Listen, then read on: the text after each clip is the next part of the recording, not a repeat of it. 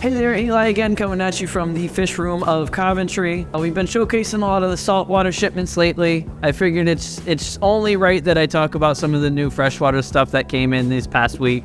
So let's dive into it. Today I wanted to show you about 5 of the coolest community fish, or my favorite anyway, community fish that we got in this past week's shipment. So let's check those out. So number 5 of our top 5 list today, white skirt tetras. These guys are old school, but what's wrong with that? They're really neat, bright white fish.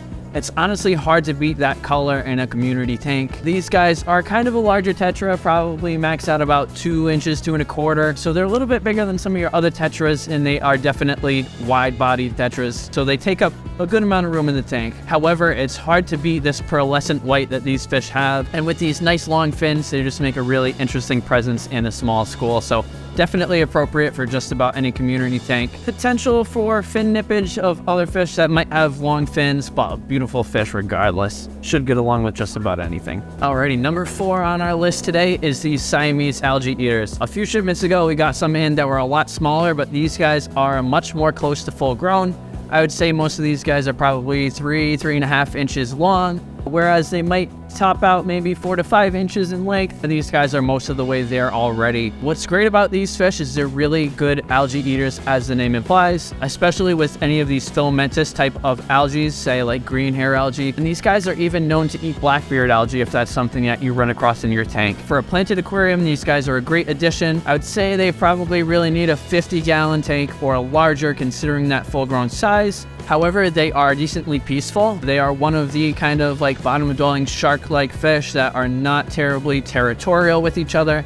So small groups of these are okay. In addition, a cool fact about them is sometimes they will school with denison barbs if you have those in the tank, whereas the barbs usually stick mid to top water column, and these guys stick to the bottom. Every once in a while, you will see them school up together and swim around the tank, which is just fun to watch. Perfect size for the larger aquariums, and one of the best algae grazers if you have any of those stubborn hair algae or blackbeard algae in your aquarium. Alrighty, and number 3 on today's list are these here glass Rosy Barbs. These are a new one for me. I'm definitely more used to the standard Rosy Barbs, but these guys have kind of a mutation that makes it so that you can see their internal organs, which is kind of spooky, but honestly super cool. They have a different appearance than your standard Rosy Barb does, a little more pearlescent, and they are transparent, as that name would suggest. So you can kind of see through these fish, at least somewhat, and it's hard to beat those bright reds and oranges that these fish give off. As with your standard Rosy Barbs, these guys are likely fin nippers as well, so it is important to be a little cautious with what you put them with in your tank. Definitely stay away from larger fish with long flowy fins, as these guys will probably nip at them. In addition, I would not be shocked to hear that these would also chew plants as well, so those are just a couple things to keep in mind if you do decide to pick these up.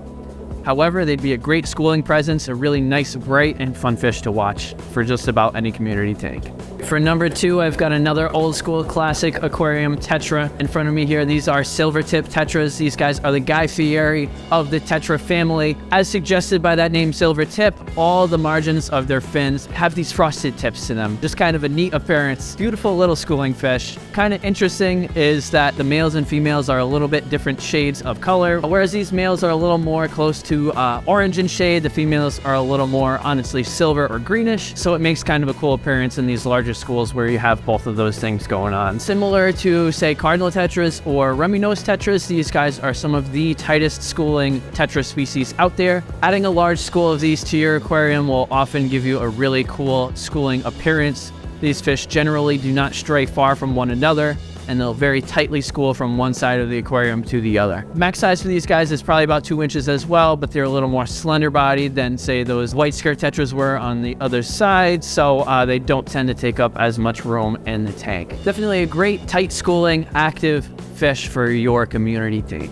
And number 1 on my list of new freshwater, I guess he's not a fish, these little crawdads here. These are orange Mexican dwarf crayfish, whether you call them crayfish, crawfish, crawdads, I don't care, they're awesome. These guys here will stick to the bottom of the tank, and as their name suggests, they are a bright orange. Hard to miss these guys in the tank. What's nice about these crayfish is that they max out at only about 2 inches, maybe a little bit less, so they are a lot smaller than, say, the electric blue crawfish that we do have on occasion. So these are a lot more appropriate for smaller aquariums.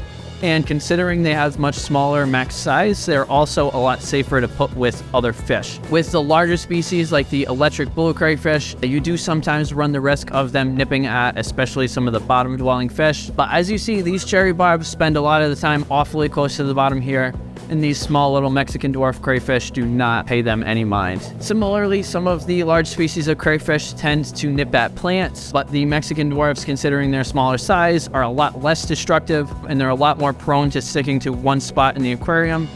So if you add a small handful of these to your tank, they'll generally pick their own spot, pick a small cave underneath a rock that they call their own, and they usually don't stray very far from this spot in the tank, making them a little bit more manageable. All in all, it's really hard to beat the bright orange that these guys have to offer, and it's just fun having a cool little bottom-dwelling invertebrate to kind of help eat fish waste and uneaten food that accumulates on the bottom of the tank. So, orange Mexican dwarf crayfish, one of the funnest fish to add to a small community aquarium. Alrighty guys, thank you for tuning in to this top 5 highlight of all the newer freshwater stuff here at OSA Coventry.